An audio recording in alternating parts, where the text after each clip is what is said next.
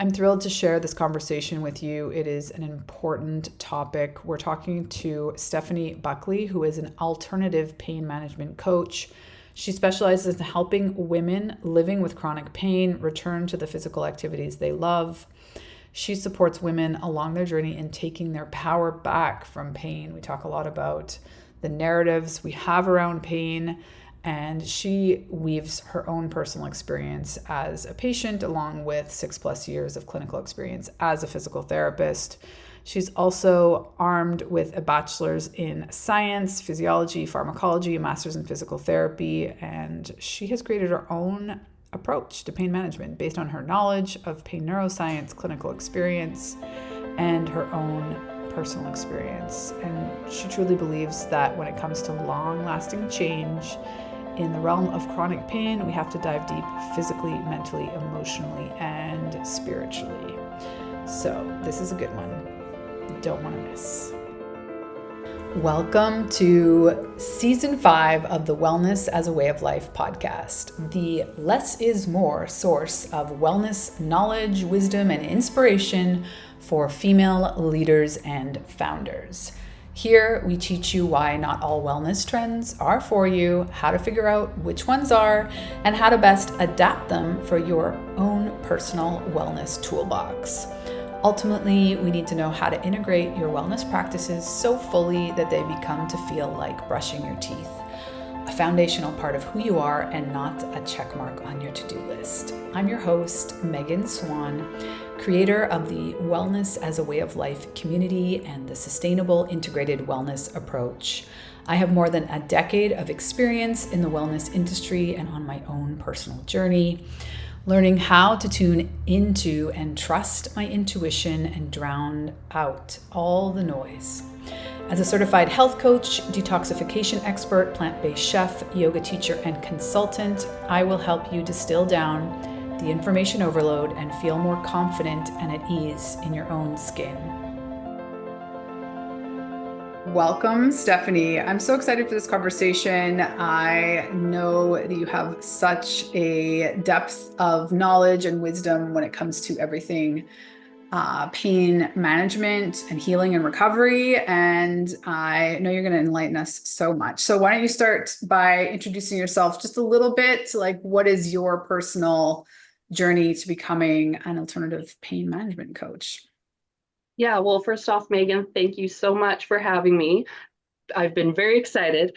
I'll try to put a long story short. So, my background, I actually used to work as a physical therapist, and that's where I really found my passion for pain neuroscience. And so, I did a lot of my continued education in that area. And as I was working, I found that there were some gaps in helping people with pain in the current medical system. And so I was starting to think outside the box in how we can maybe help people with pain. So, kind of professionally, that's what was going on. And then, parallel with my personal life, I developed chronic pain myself. Growing up, got lots of sports injuries. I kept us physios with work. But basically, over time, what happened is I gradually went from an active lifestyle to a sedentary one. And among all of that, work became my life. I didn't have that balance, and I got diagnosed with depression. And when I was diagnosed with depression, it really put things into perspective for me to really take a look at what was important to me, which ultimately was my health. And that was a big shift of my mindset of choosing to put me first. And so, along my healing journey with depression, what I found fascinating was as I healed in that area, my physical health started to change in ways I'd never seen before. And so I kind of have explored in my own healing, my own perfect recipe of a combination of conventional, but then also a lot of alternative pain management strategies. And I know I'm not alone in the world of dealing with pain, so I really wanted to share that. And so I left my physiotherapy practice and decided to start my own business as an alternative pain management coach. So that's a little bit of how I got to here today. Beautiful. I love how you kind of parsed out the sort of domino effect there of, you just started living in a scenario where, you either did believe or you were kind of given this idea that it's not going to get a whole lot better. And so you just decided to be less active. And that had such a profound impact on your life little by little.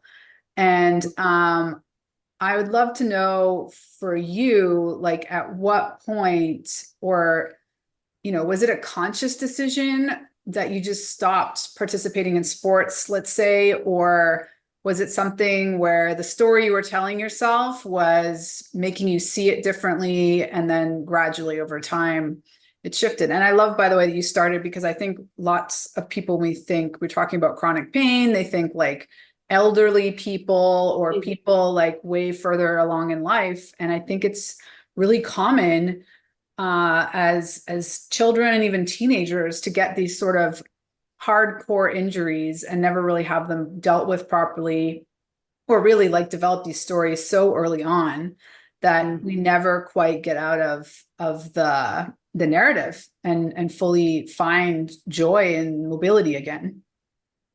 Yeah, and I in answer to your first question, I think it's a combination of the changes were maybe gradual subconsciously, but then there was also kind of a more clear point of basically what it was is I started to become afraid of movement. So it would have been I was in my early 20s and I was dealing with a hip injury and I was trying everything. I was diligent with my physio home program and it helped me to a point. But what happened during that time was I just stopped being physically active because I was afraid of making my hip pain worse. And so, kind of what happened is that also changed, like, I lost my community.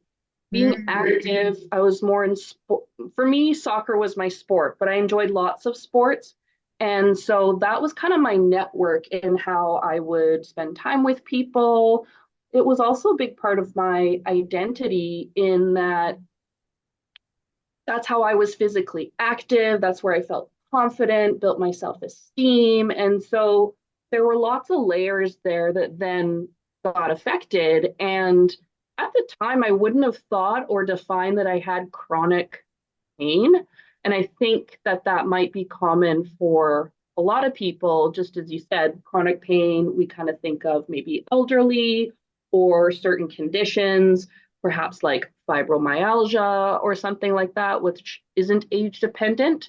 But we don't really think about it at a younger age, teens, early adulthood, of what can happen over time with injuries or even just one injury in particular. So yeah, I think that that was, I kind of had a combo effect.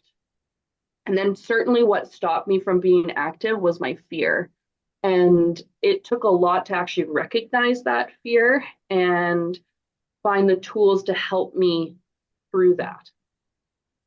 Yeah, that's huge. And I love that you highlight that, there was just so many pieces there, identity, confidence, community, like so many things that were taken away from you, or really like you started to develop this relationship of like, I want to be there, but I also don't want to be in more pain. So I'm assuming you were working with a physiotherapist personally at that time. Like, what was the sort of back and forth? Were you communicating your fear, and what was the response you were getting, if any? I honestly, I wasn't communicating my fear. I was not aware of it. I may have phrased it, and I don't know like exact words, but maybe of I'm nervous to get back to. But honestly, never had a conversation in terms of how I was mentally and emotionally feeling.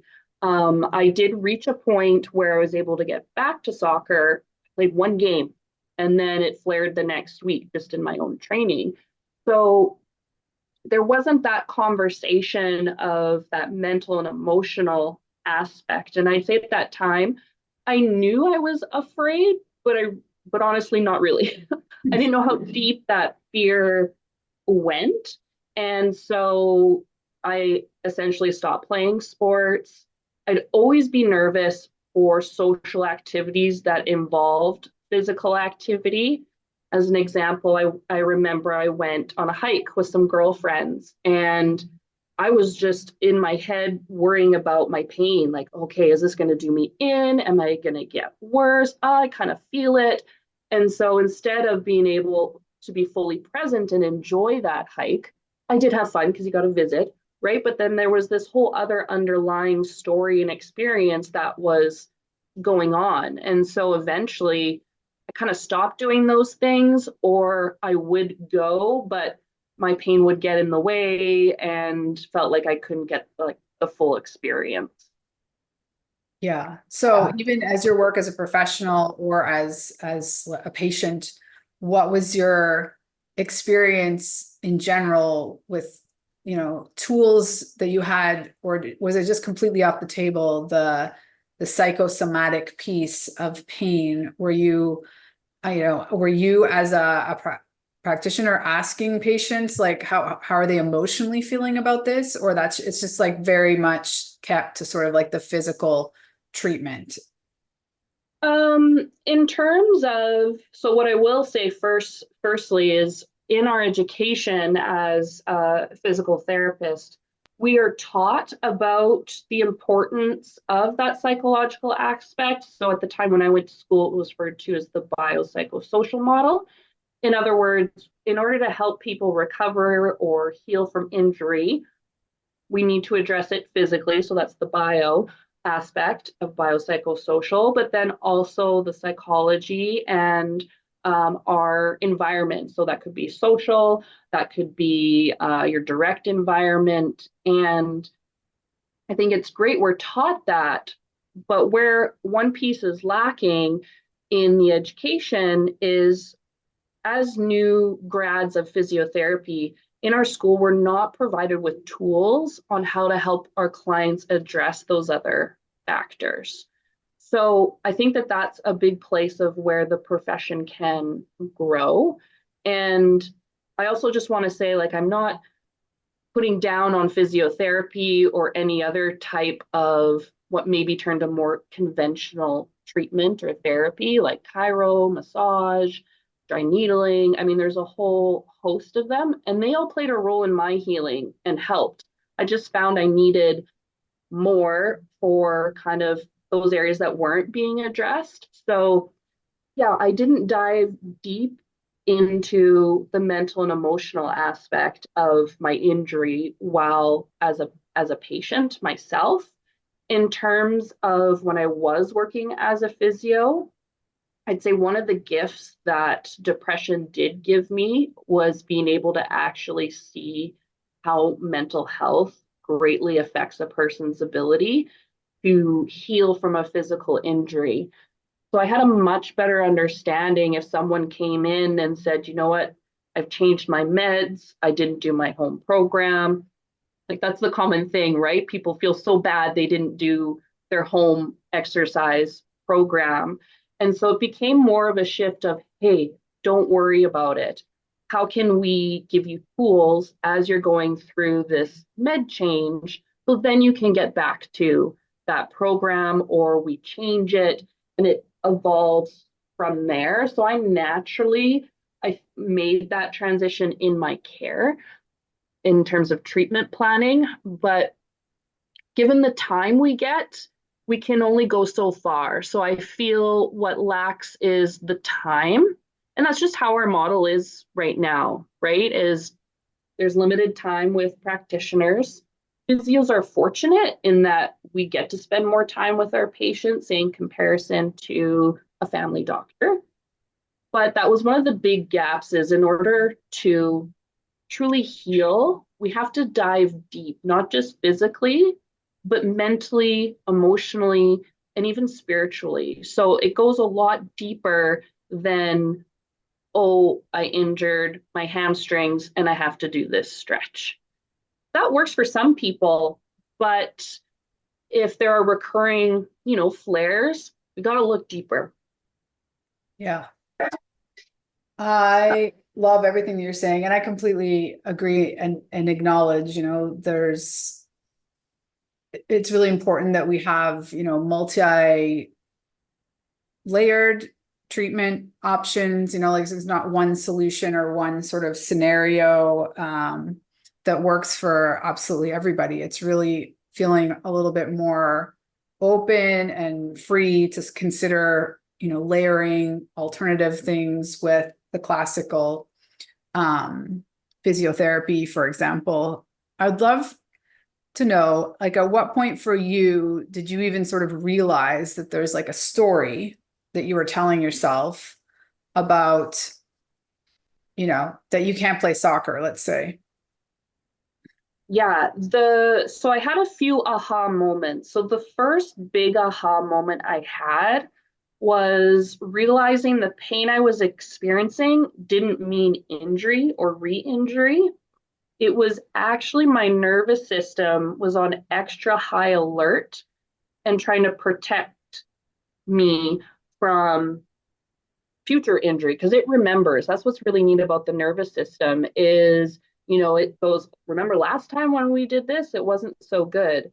And the pain can feel the exact same as when you first experience an injury. And so that was my first aha of going, oh, this pain doesn't mean I've re-injured. And then I had tools on what to do when that would pop up. So that was the first, I think, story, right? Of I can't play soccer because I'm going to make it worse. Fear of injury. I think that's a really common one. Yeah. Yeah. So that was the first aha. The second big aha was realizing, and this may be hard to hear for some people, but is I was the one getting in my own way of healing. And that came from, yes, the fears, but also it's scary doing something different. I had been used to for years dealing with this injury. And at first, when I was kind of reflecting on that, I actually thought, well, no, I didn't get myself in the way, right? It's that defensive reaction, right? And so, but once I was able to let that flow through, I was actually able to go, oh, yeah, I'm now the one stopping me. And so it's kind of like, yeah, I have the fears and my nervous system that's on high alert. And then I have myself that's also fueling that response because I'm not letting my body try to move and do new things again. And so one of the big phrases that then came to me was, okay, if I get these fears, these thoughts, was, okay, would I go do this if I wasn't in pain? If the answer was yes, then I was going to go do it and use my tools to do it differently. It might not look like how I did it before, and that's okay. And so that really helped me gradually start to change those stories and challenge those fears. I still get them. I'm human, but because I've seen the success and gradually I'm changing and learning how to take care of my body and listen, it's not as strong. Yeah. So do you have like a litmus test? Because when I hear you say that, I'm already thinking of someone who's suffering from chronic pain with Mhm. the butt defensiveness, mine's different story, instead of really considering, like, are they playing a part, or is part of them has part of them built an identity, a new identity around this pain or this pain story that they're not really even willing to consider. A part of them is kind of happy in this new status quo versus like truly getting to another side, which might not be 100% pain free, which is another thing I want to ask you about after. But Mhm. what can someone sort of ask themselves, or maybe even ask their physiotherapist, to what degree do you feel like or they feel like they're stuck Mhm. versus it's real, because I do want to honor that so many patients tend to feel like they're not necessarily being heard, or they come up against resistance of really being believed all the time to the degree that they're suffering. Like, I think that is a thing. But at the Mhm. same time, I think it's also a thing that some people are stuck with this story because, let's face it, it's the familiar. So on some level, even if it's uncomfortable, maybe it's safe. It's what they know. Mhm. Yeah, I will definitely just echo. I agree that I think what's really important is we're not saying it's your fault that you're in pain. I think also a lot of messaging people get is, like you said, they're not heard. Unfortunately, I've heard people have been told it's all in your head, you're making it up. I just want to first say, like, that is not true. And if that has been your experience, I'm sorry that that has happened. Your pain is very real. And so that's something we need to be really respectful of. And so when I say in terms of myself, I was getting in my own way, is trying to come at it from a place of non judgment. So I think the first thing is if someone's feeling stuck, is to just take the time to reflect. So I like to journal. You can journal if you want, or even if it's just a mental reflection. Um, the first thing was I would encourage people to just write their fears when it comes to their pain. I think that that's where I would start, because I think the big thing is we're not aware of those fears and limiting beliefs. So if we're not aware, we can't change them. So if a person is feeling stuck, then that's where I would start to explore the deeper relationship of yourself, your beliefs of your pain, and your relationship with your pain. So even if you are seeing a physiotherapist, maybe you guys have hit a plateau. I've been there in that. We'll talk about, ask them, like, what about, like, are there other things outside of the physical I could be looking at, right? Like, they know you, I'm sure they've gotten to know your story.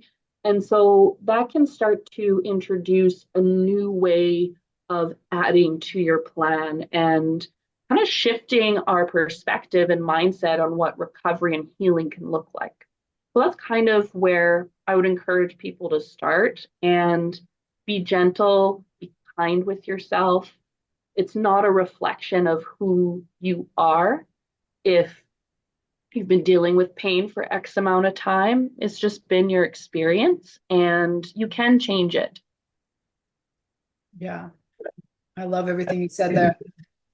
So is there anything else you want to add there in terms of maybe stories that are kind of common in the system that are fed, that people might have adopted and they don't necessarily even consider that's a story? They almost think it's fact or just Mhm. how it is. Yeah, I think there are just underlying things that we may not be aware of. The one thing is, I'd say our current mindset when it comes to injury, pain, recovery is we need to fix it. And fix it can, I think, lead people astray of what recovery looks like. In other words, you know, you have an injury, typical, you go see your doctor, you might get referred for some other kind of treatment. And a lot of it is looking externally. And we do need, it's very important to have experts in that field of what we're dealing with so they can guide us. But I also think it's really important.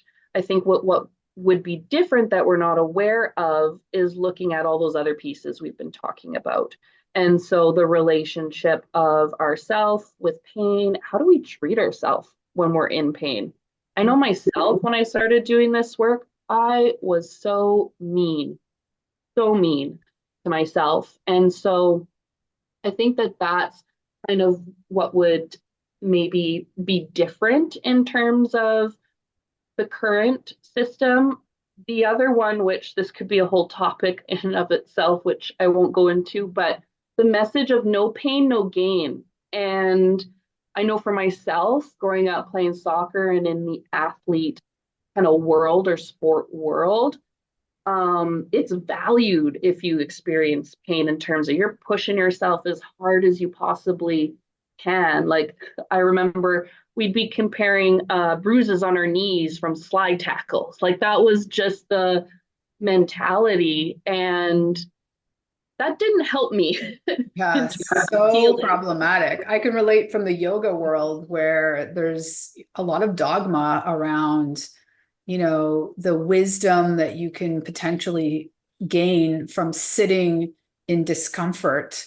But of course, someone who's new to yoga or even new to like the mind body connection, like what does pain even mean until you've reached your threshold and potentially injured yourself, right? Like it's so subjective when you're giving instructions like that.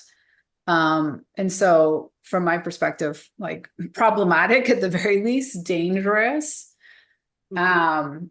So yeah, I love how you highlight that and the external piece in terms of fixing. So let's just sort of come full circle. I love that you talk about pain mindset. I think that's like a great way of phrasing it for people. Like you can improve the way you're approaching your healing journey by shifting your mindset and being more open to like all the things that it can include. And I'd love to know, like, for just let's go back to you personally. How have you redefined that for yourself and maybe come to understand that like you're not seeking absolutely pain-free movement to be, healed or successful or however you want to define your end point? And is there an end point? Yeah, all great questions. I'm excited to answer. So I think the first thing in terms of with pain is understanding what your pain is trying to tell you. So I think that there is something really important when you're dealing with pain and recovery is it takes trial and error, but you got to figure out, is this the pain that's telling me, oh, I'm just not used to this? Or is this the pain telling me I really do need to listen and stop, take a break? Maybe that's good for today. So personally, that's a big piece. And I've completely shifted what exercise means to me or being successfully active. So traditionally, I would have thought, okay, I need to go to the gym 3 to 5 times a week. And, I'm going to do a running program. I got to do X runs a week. And there's nothing wrong with that, but that never worked for me. Like it was never sustainable. And so instead, I started looking at viewing exercise instead using the word of movement. So, how can I move more in a day? And I developed a lot of different movement practices. So, I have options. So, my goal is in my mornings, I do my meditation and then some kind of movement. But it's not a hard, oh, I have to go do yoga. I have to go do a run tomorrow. It's tuning into my body and then asking what it needs that day. Maybe that day it just needs meditation or more of a restorative yoga. Or maybe it's a day when, you know what, I need to get outside and go for a walk. And so instead of viewing it as like an exercise program, it's more of a lifestyle of movement. And I will share one piece. What I found fascinating with this is a goal of mine was last year, my sister and I wanted to walk a 5K and because it was in support of women's mental health. And so I was extremely nervous, but we did it together and I didn't do any specific traditional training. I just did my movement routines and my body was able to go and walk a 5K. And that was a big, like, holy smokes moment because it is totally different than our current messaging of what exercise needs to look like. So for me, it was developing a toolbox of multiple movement practices that I enjoy. Because if I enjoy it, I'm going to keep doing it. My goodness, love all that. So, how can people work with you? What's the best way to reach out? Yeah, totally. So the best way to connect with me would be on LinkedIn. So if you just search my name on LinkedIn, Stephanie Buckley, you will see my page there and you can message me. Also from there, it will guide you to my blog where you can join my email list. So that's where you can get in touch with me in terms of what could it look like. Right now I'm doing one-on-one coaching. And so if that's something you're interested in on my LinkedIn profile, you can book a free discovery call so we can meet and just chat and see what's going on. Any sort of last little encouraging words of wisdom for somebody who, this kind of framing of pain is very new, and they're maybe in that stuck place of thinking it's not going to get any better. Yeah. And I guess to anyone who's in that position, like, my heart goes out to you. You're not alone. And I really know it's not easy, but I want you to know that change is possible and there's hope. I truly believe the human body is capable of amazing things. And so I invite you to explore what your body's trying to tell you and see how you can work with it differently. And I think you'll be really surprised of the things that you can do. Beautiful. Well, thank you so much for all of your wisdom. I always enjoy talking to you about pain science and all of the different ways that we can improve our pain mindset. So we'll leave all of the information that you mentioned in the show notes so people can easily connect with you. And thanks again for being here. Thank you so much for having me. Hey there, one last thing I wanted to share with you. If you're enjoying this podcast, it would mean so much to me if you could rate and review it on your favorite podcast platform. It really does help us grow the show, and this being so important to me to get this message out to more women to help them optimize their wellness and ultimately their lives. This is my mission, and I would greatly appreciate it if you could support the podcast by rating and reviewing. Thanks in advance. Have a good one.